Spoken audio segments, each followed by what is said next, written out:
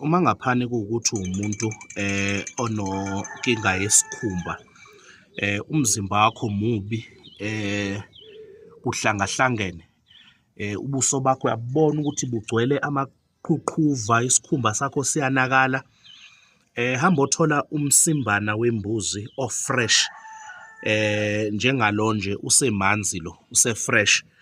Thathe lo msimbana lo ufake esitsheni, ufake esitsheni ubese uyawugaya ube yinto engathi udaka.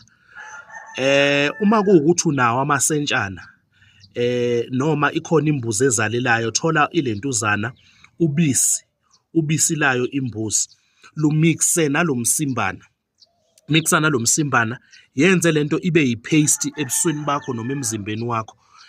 Isikhumba sakho siyobuya within 7 days sibe right. Ubuso bakho, induna, nani nani, nako konke lokho kuna isikhumba sakho. This is a powerful something that I'm giving you for the skin care.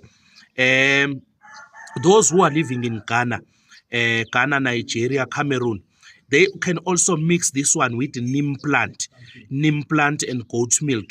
Just mix this goat feces with neem plant, and then you can mix it with a goat milk. Just make it a paste and then make it like a scrub on your face. Thank you.